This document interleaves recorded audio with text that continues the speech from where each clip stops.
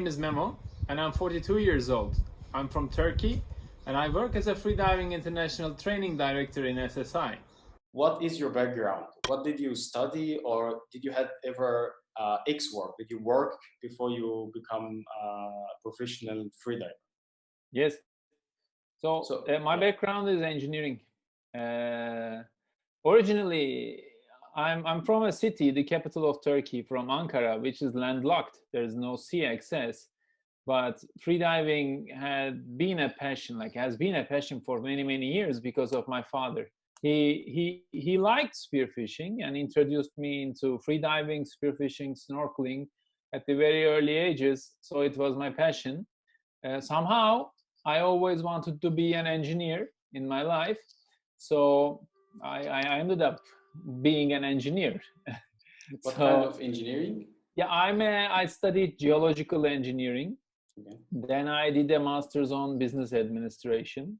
But when my studies were over, I said, that life is not so much appealing to me, being an engineer. So I found a job in Gibraltar. And it was not the job, it was just the location, because I was so curious. The Gibraltar Strait, it was the entry point of Mediterranean Sea.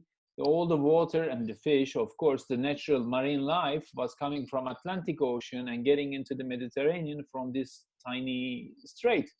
And I thought it could be an amazing place to freedive. So I found a job there, so I moved there. And that was my first job. And now you're gonna be surprised, it was online gambling job. Okay. I'm not a gambler, I don't like gambling, but it was the job. It was a tool for me to continue freediving in the place that I would like to do. Then slowly life progressed, and I returned back to Turkey, but never back to Ankara. So I said I have to move somewhere by the sea, and here I am. I'm in Bodrum now, in the seaside village of western coast Turkey, and I've been living here for the last 15 years. Since 2011, I'm a dive professional, freediving professional actually. I've been teaching freediving. So perfect. But that before is, we go in a to nutshell. Before we go to this professional level, you mentioned that you started as a spearfishing, right? Yeah. But actually, how or when did you start to take courses? When did you say, okay, now I need to learn how to do that properly? Yeah, spearfishing was a big passion for me, and it made me start freediving on my professional career.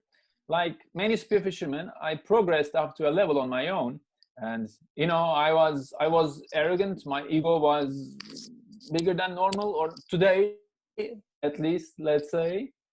But in 2009 and 2010, I met two freedivers, like pure freedivers, just by luck. I got the chance to freedive with these people, with these guys, and they really, really impressed me. The way they move in the water, the way they flow, the way they become a fish. I realized I don't have this finesse, I don't have this flow in me, and of course they motivated me a lot.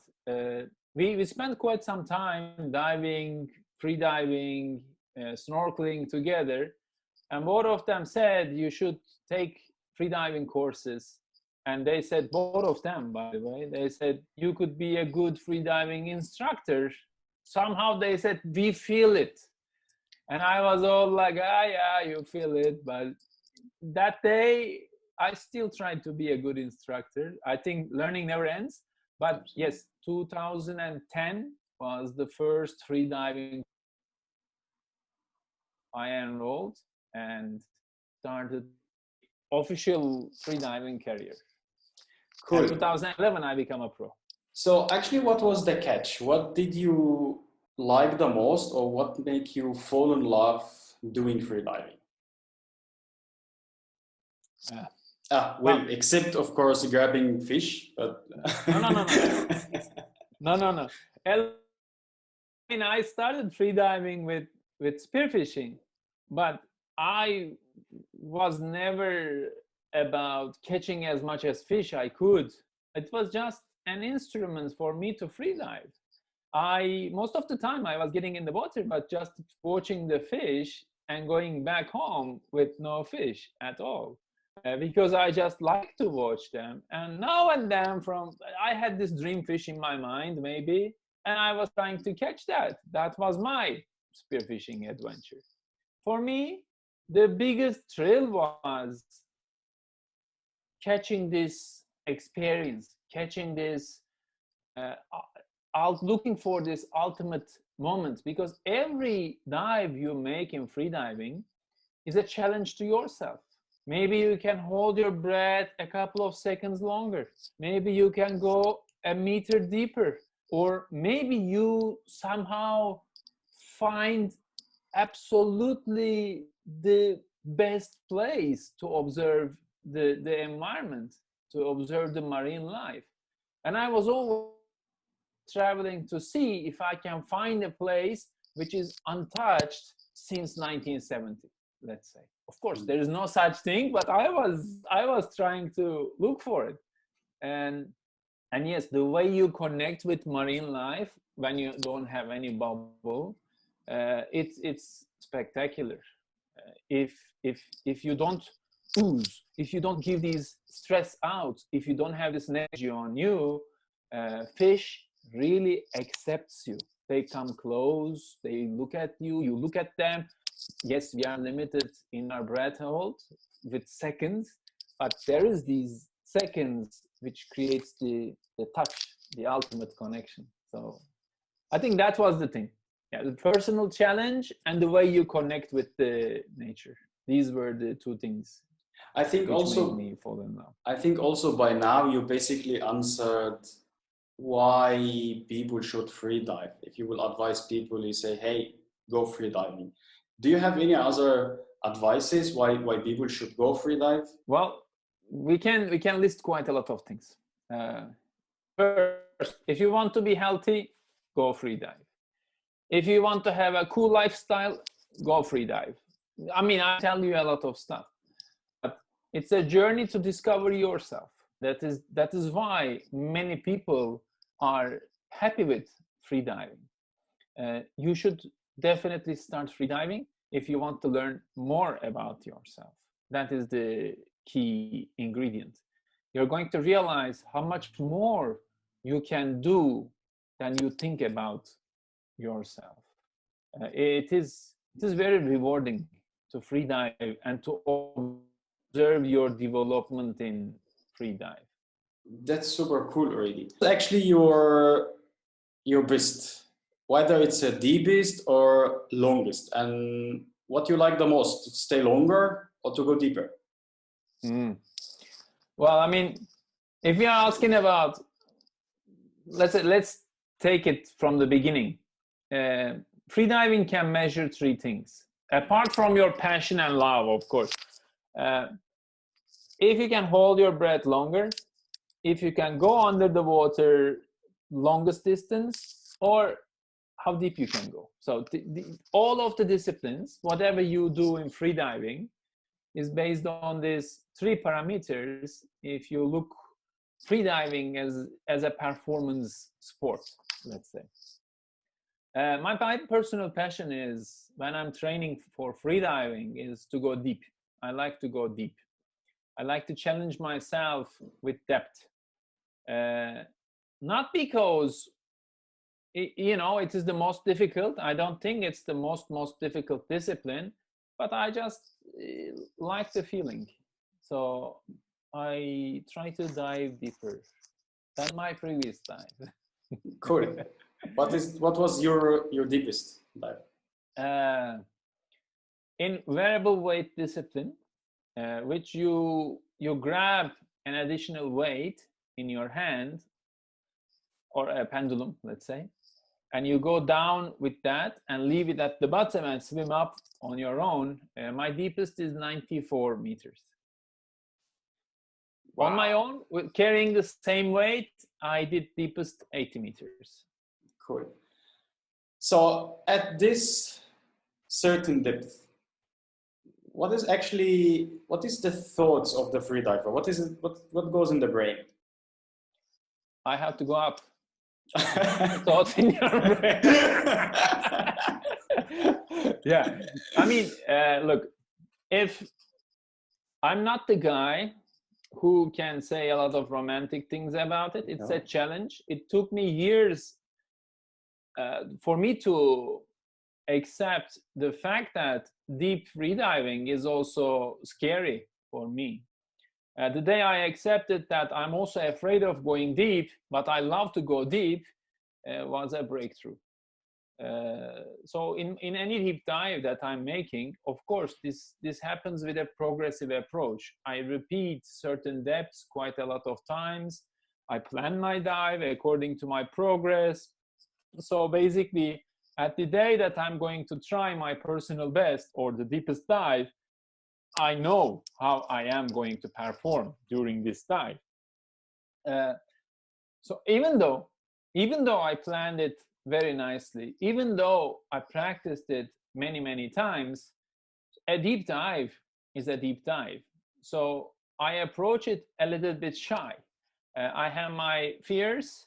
The fear is not the fear of like, oh, I'm gonna get stuck at the bottom. No, it's just the fact that ocean is endless and you are diving into a blue unknown. So I have my, shyness on me, but still I proceed with my dive. During the dive, I try to focus on my technique because it's a fast dive, not like the scuba. We almost, in a normal free dive, it's almost like a meter per second descent speed. Every second means another meter. Usually, the deeper you go, because of the change in the neutral buoyancy, you even keep descending faster, more than a meter per second.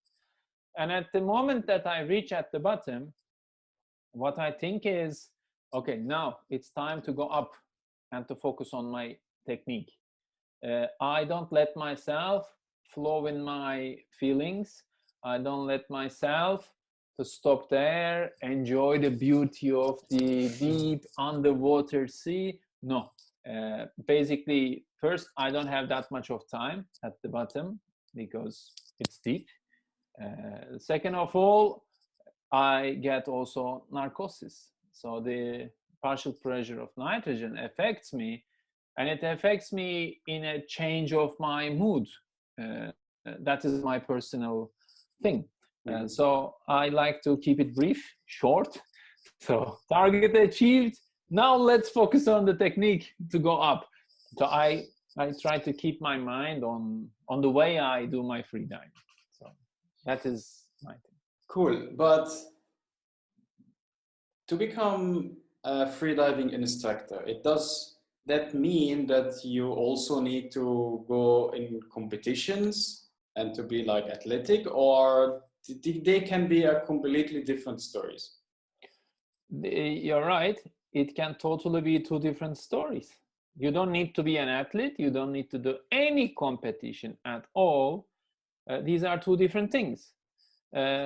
What I always say is teaching is teaching and training is another thing. I used to be a competitive shooter. Yeah, I was shooting, skeet shooting. But I quit my competitive career in shooting because of stress. Because I stopped finding the joy. I stopped having these beautiful moments in that sport because I was feeling too much stress. Too much stress about if I'm going to shoot it or hit it, or if I'm going to miss it. So that kills the joy. So for many years, I was very much against of competing in a sport. I always did some sports, but competing in a sport was like, no. I had it enough, kind. One day, again in Egypt, in Dahab. So I said, okay, why not? Now I'm freediving. I like freediving. Why not? I give it a try again to compete. Then I realized in freediving, actually, you compete with yourself.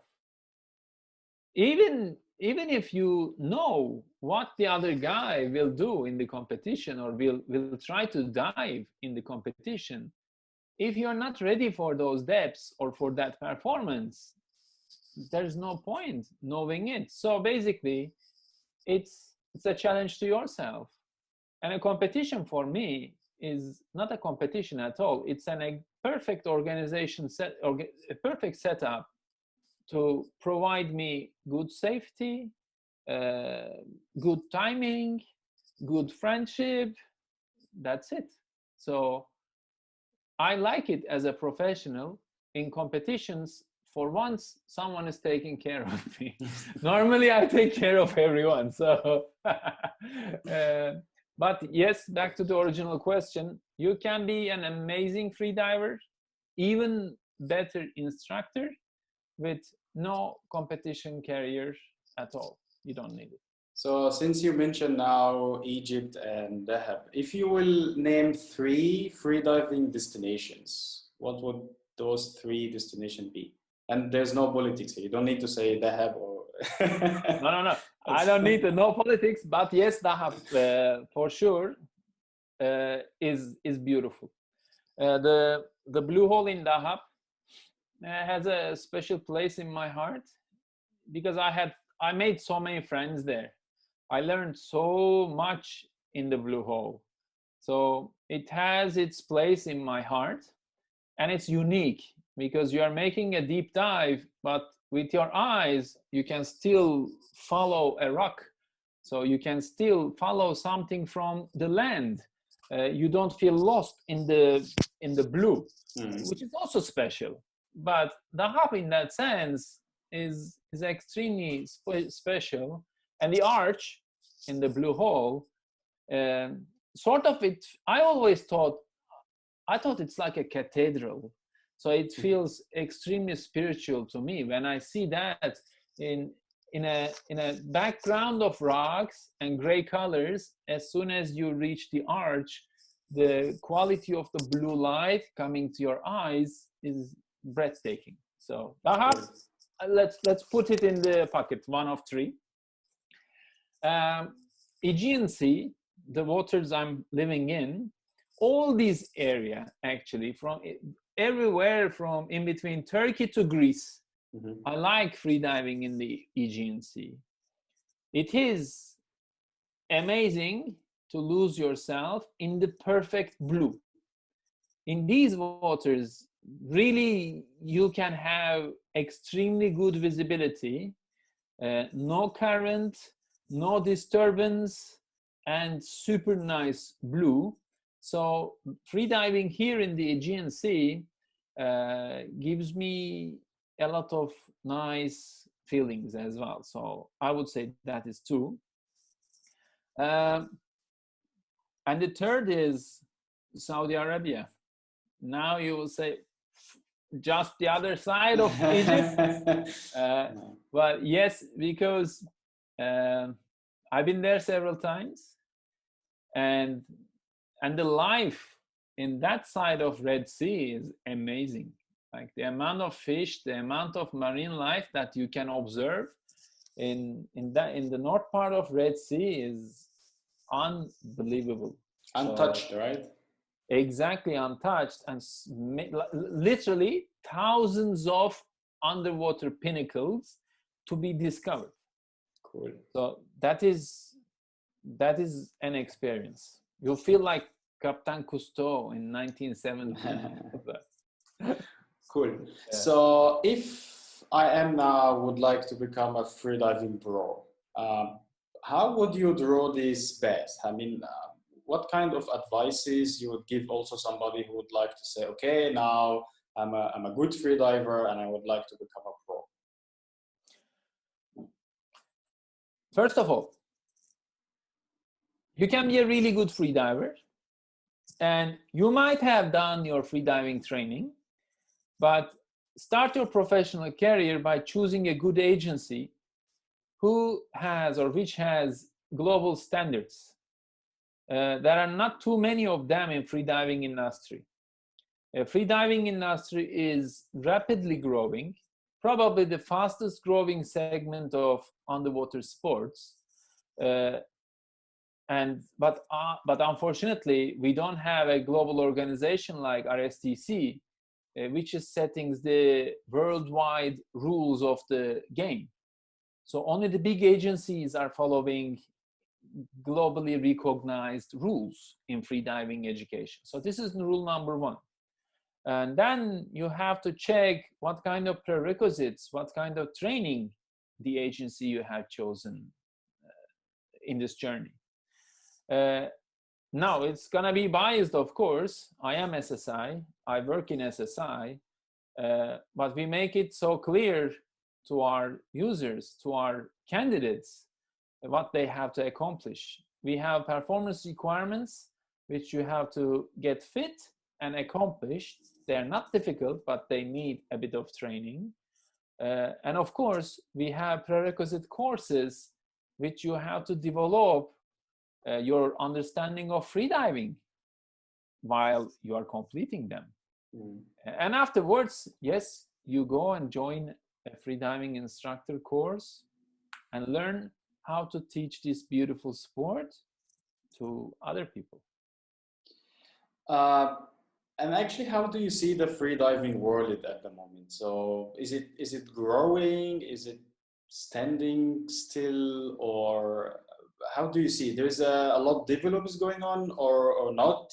And if yes, what it needs to grow more or to shine more, I would say. First of all, let me say, I think freediving is living its golden ages. Oh. So it's growing extremely fast. Unlike any branches of diving industry, it is getting super popular and growing faster every other year.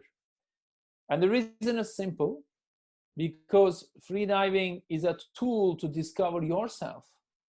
So with freediving, you learn so much about yourself. It becomes your sport. It becomes your meditation. It becomes your tool to keep a healthy mind. And of course, improve your physique, your body, your soul, everything. And this is actually the number one reason why freediving is picking up. If you had asked me this question 15 years before, my answer would have probably been different. Because by then, freediving was considered as an extreme sport.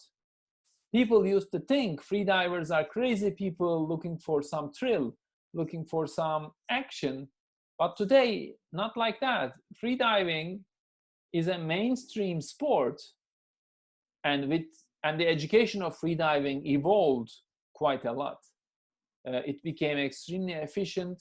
It became extremely, how do you say?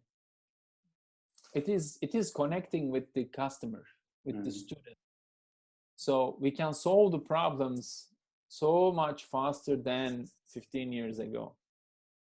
But does it need any kind of development? I mean, do you see that there is a, I don't know, gap in training, in marketing, in, I don't know, whatever could make the freediving more popular?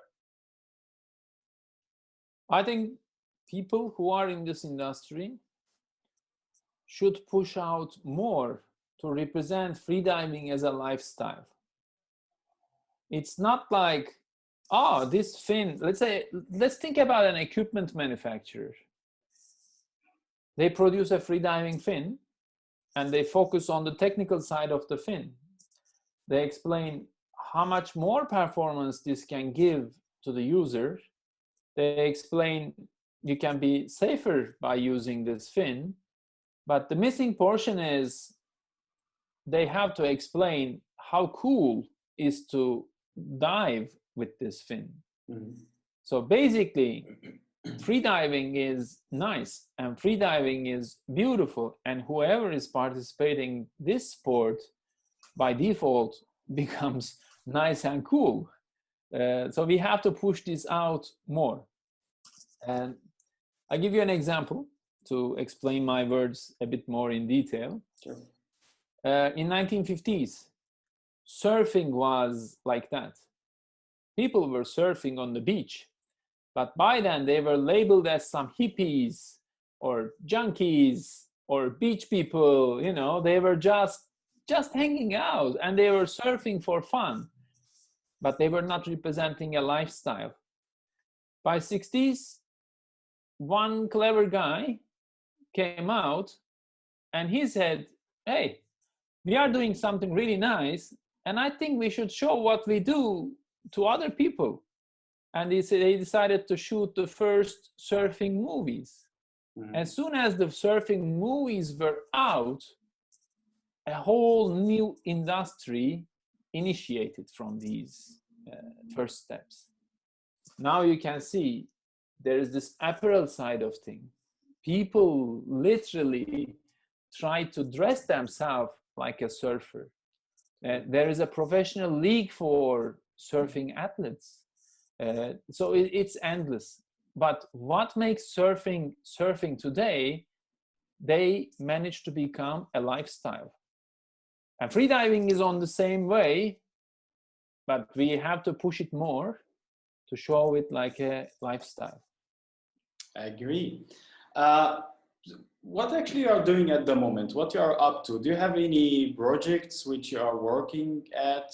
As you know, these days are not the normal days. We are house locked. So yes, we are not under a quarantine because of the coronavirus, but there is in my country, weekends, there is this official lockdown, and during the weekdays, it is restricted access. The normal business is not continuing on, and yes, I have some projects. I am working on some webinars to improve the understanding of freediving professionals about the industry that we are working on. So this is one of the projects. The second one is I have been working on a series of online home training activities.